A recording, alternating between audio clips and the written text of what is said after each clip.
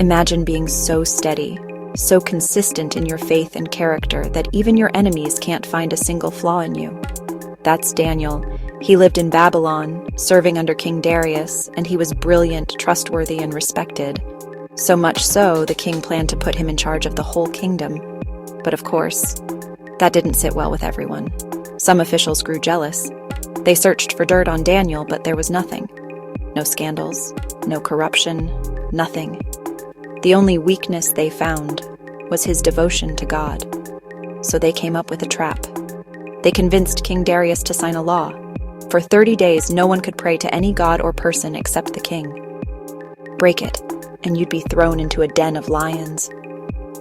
The king liked the idea, not realizing what it meant for Daniel. Now here's the part that always moves me. Daniel knew about the law. He knew the danger. And still, he went home, opened his window toward Jerusalem, and prayed, just like he always did. No hiding, no compromise. The officials caught him in the act. They rushed to the king, reminding him of the law. Darius was devastated. He liked Daniel, but the law couldn't be changed. And so, with a heavy heart, the king ordered Daniel to be thrown into the den of lions. As Daniel was lowered into that pit, the king whispered, "May your God, whom you serve so faithfully, rescue you." Then a stone was rolled across the entrance, sealed tight. That night, the king couldn't eat. He couldn't sleep. He paced back and forth, tormented. Meanwhile, in the den, Daniel was surrounded, not by growls and claws, but by silence, because God had sent an angel to shut the lions' mouths. At dawn, the king rushed to the den. His voice cracked with hope and fear as he shouted, "Daniel, servant of the living God, has your God rescued you?" "Yes, O king, my God sent his angel and the lions did not harm me."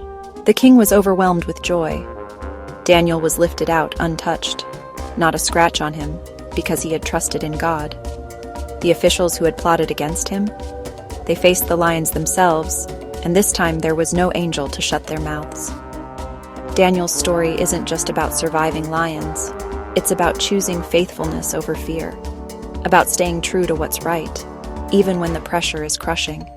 And maybe that's what we need to hear today. That sometimes the lions in our lives, fear, pressure, loneliness, opposition, feel overwhelming. But faithfulness, even in the darkest den, is never wasted, because Daniel's God is still alive, and he still shows up. That's the story of Daniel in the lion's den.